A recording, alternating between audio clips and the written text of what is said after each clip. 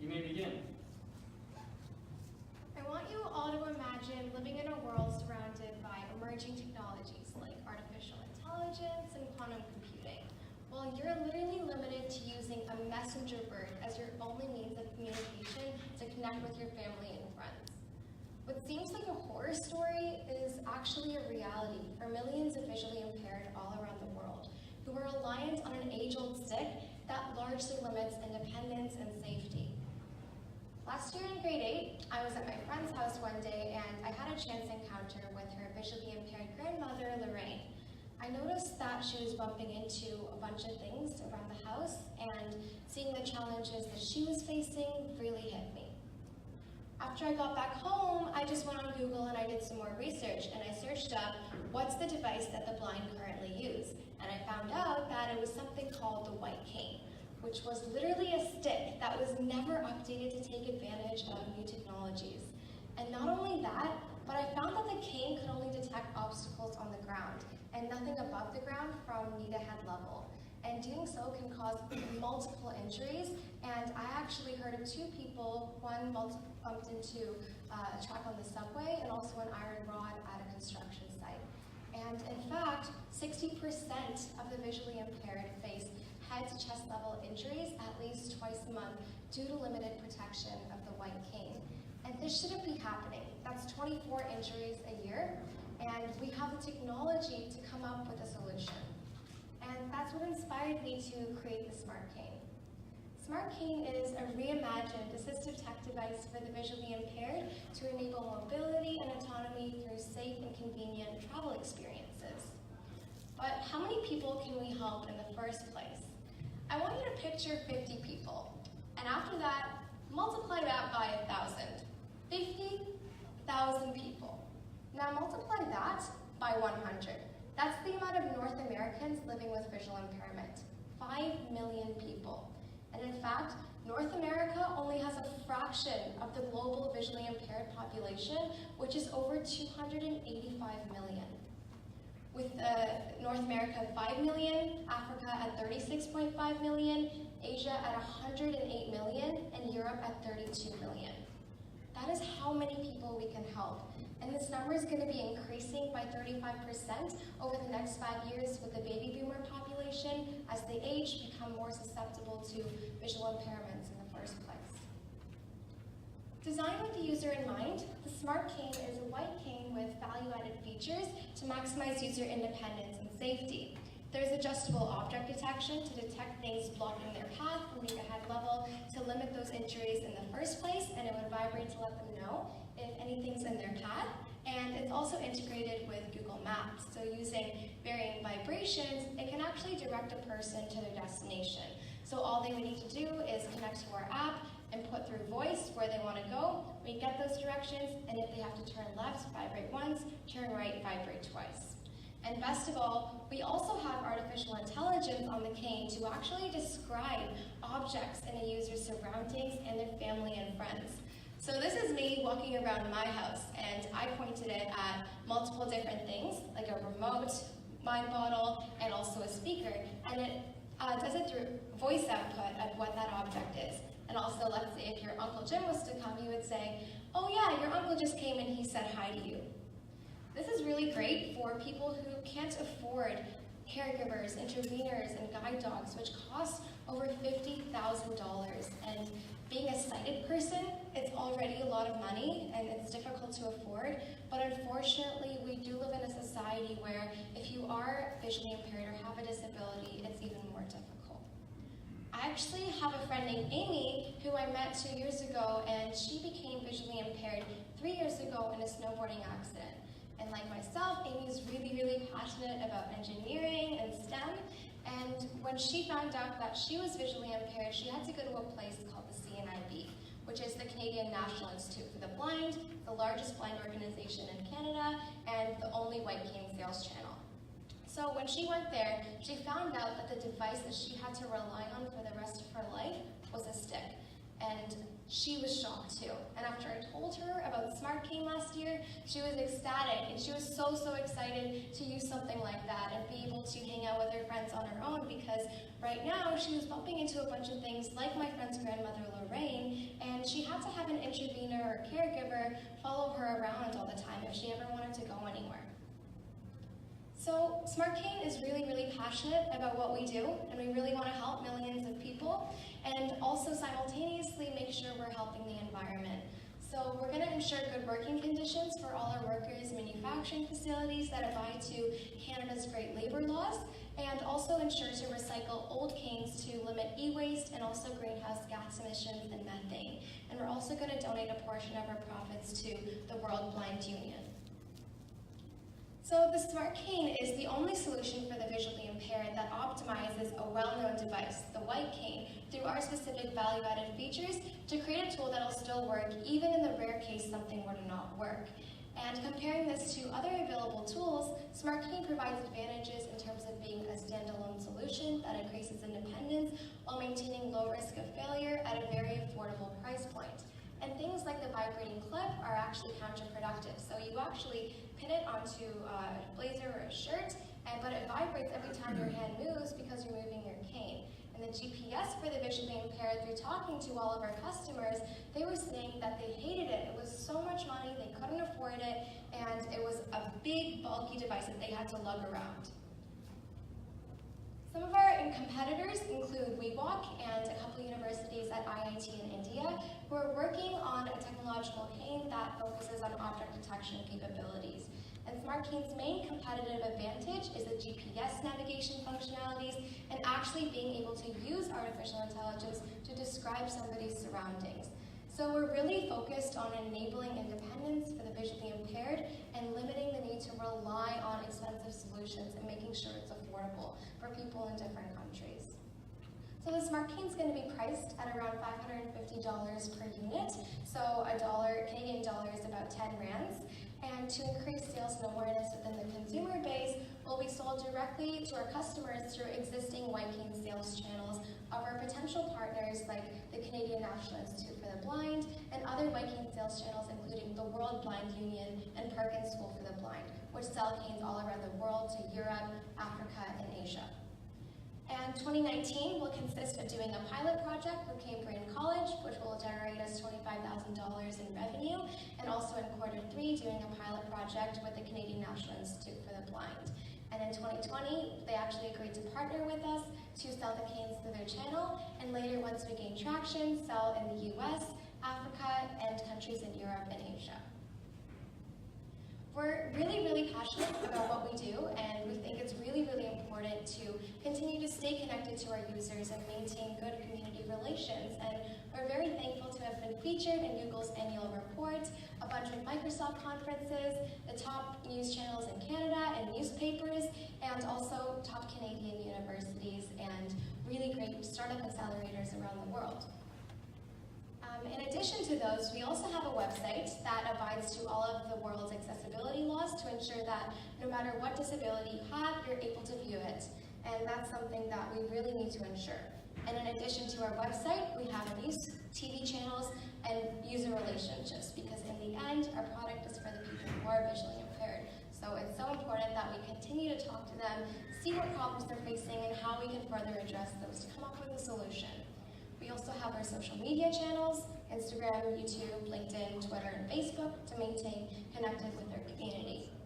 And we're very happy to say that we've accumulated over 354,000 views on these various channels and are looking forward to get even more.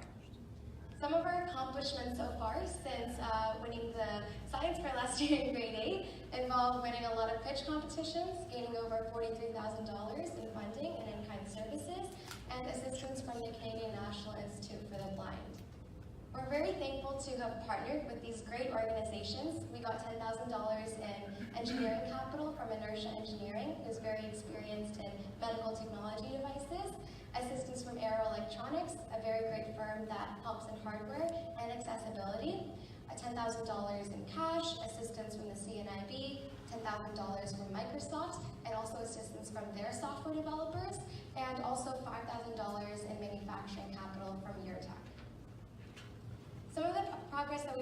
far in this past year include building our prototype, filing our patent, we hired 5 people, raised $43,000 in funding, created our website, we won the TensorFlow contest recently and got a Google developer to help us on the team, are part of several incubators, and also secured 2 paid pilot projects. So our next steps in 2018 and the years to come include getting our patent application granted, adding a sales channel to our website, raising more funding to help support our minimum viable product, which we want to release in January for our pilots, doing some more R&D, the more and more feedback we get to make sure it's a device that they'd love to use so it can really improve their lives. And more specifically, after we develop our MVP, we're planning to do the pilots, later sell through the CNIB, then as we gain traction, continue to sell in the US at the largest white cane sales institutions, and further develop to different countries in Africa, Europe, and Asia, and also make sure it's affordable and build partnerships with subsidy organizations to reduce the cost for people in different countries. So our team so far consists of 11 individuals, ranging from MBAs, designers, engineers, to computer vision specialists, who are all really, really passionate about making the world more accessible through technology. And we have a rockstar panel of advisors from some of the world's top organizations like the Knowledge Society, great VC firms in venture capital, Tekla is a very established assistive device company, the DMZ, which is one of North America's top incubators, Blue Cat, and Factory Ventures. So I want you to meet Amy again. So I actually got her to try out the cane for a few days, and after that, a lot of her problems were solved. She was able to travel independently, she didn't face any more injuries, she was confident, she was empowered, and she didn't have to go to places without an adult following her. So hi everybody, so my name is Riya, and I'm the founder of Smart Cane, and who wants to join us in our journey to enabling new experiences for the visually impaired through second sight. Thank you.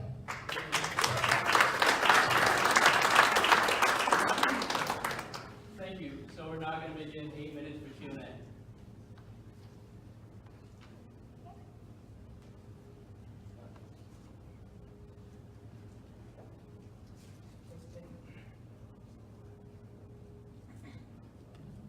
Thanks. Hi guys. First of all, beautiful presentation, beautiful idea. I'm trying to think when I was in grade 8, I didn't get up to this.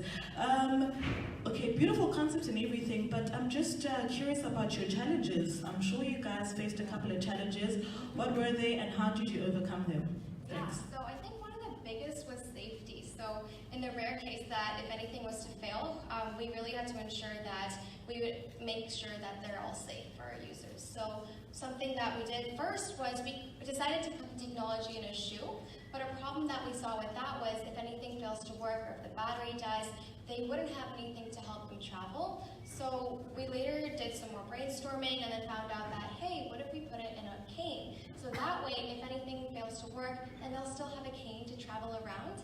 And another thing was getting the team. So I was 14, and then I didn't really know how to take the project further from there. I think we just went to different competitions. I went to a lot of networking events, met some more people, and made sure that they were very aligned with the vision and also were experts in the field. And I'm very, very thankful to have a great team to do that. So that's been really, really helpful. Thank you. Thank you. Beautiful presentation. I just wanted to check with you. How long has this project been operational? How long has your product been in the marketplace? Yeah, so we've actually not released in the marketplace yet. I just tried it out with my friend Amy, and then we're doing the pilot projects in January with Cambridge College, and then later next year in quarter 3. But I started it in about March last year in grade 8. It was more of a project, and then in November I wanted to take it forward as a company to really get it in the market and actually make it a reality. So it's been very fun. Thank you, Riya. Thank you. Powerful presentation. Just to clarify, how many of you are involved in the project? Is it a school-based project still? No, so right now it's more of a company, so with Authorized Corporation, and right now there's 11 people, but we have a core team of 6, so the rest of our team is adults, so they're finished university. Okay, and you got involved in, you were saying, when you were about 14 in the beginning, or the idea came? Yeah, at it. And is that a school process in secondary school or your equivalent in Canada? No, it started when, so it's it started at my friend's house, and then that's when I wanted to create a solution, and then I was brainstorming different things, and actually the school had a science fair project coming up, so we were allowed to make an innovation. I thought that was an awesome opportunity to take it forward, so after that, we ended up winning, and then after, I wanted to take it forward from there, so. So you carried it on from there yourself? Yeah. Okay, thanks.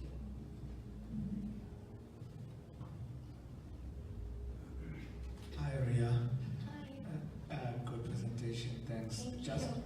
Just from a resource perspective, other than the competitions you've won and the donations that you've got from big corporations, how do you see ordinary communities like your friend's grandmother contributing into this project? But secondly, the $43,000 that you've got thus far, how have you utilized that? Yeah, so first in terms of getting people like my friend's grandmother involved in the project, we actually released a survey to a lot of blind institutions in Canada, so the Canadian National Institute for the Blind, and also a lot of senior development homes and old age homes to get more feedback from them, and we also have a visually impaired person on the team to continue to get feedback from them and understand if it's something that they would like to use and make sure it's the right solution. And in terms of how we're utilizing our resources, in terms of inertia engineering, they're helping with the mechanical and electrical engineering components. So we created a PCB board design and a mold design for the cane to actually, for manufacturing, in terms of the hardware aspects. And we actually finished the prototyping and assistance with Microsoft and utilizing their APIs for artificial intelligence. So we didn't have to do it exactly from scratch, and they've been really, really helpful with that. And your tech has been great for also helping design the PCB board. So that's kind of the circuit board for the cane. And also, I think, yeah, and then we've also helped utilize the money that we got in cash for our patent application, which was really expensive. Do we have any more questions? Just wondering on the governance structure that you have, you had a chart there, you're showing the number of employees. Could you show me that again, please? Yeah.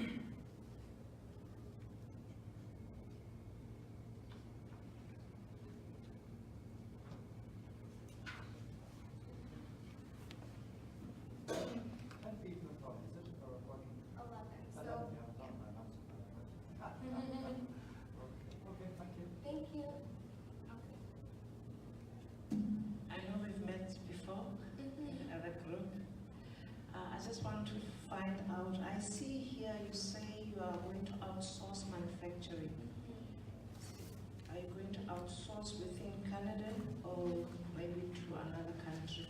Yeah, so to start off, there's actually a manufacturing facility by my house. So we're going to start off in Canada, so I don't have to make trips to different countries, which may be difficult with school, and then also helping protect our intellectual property and making sure that our ideas are owned.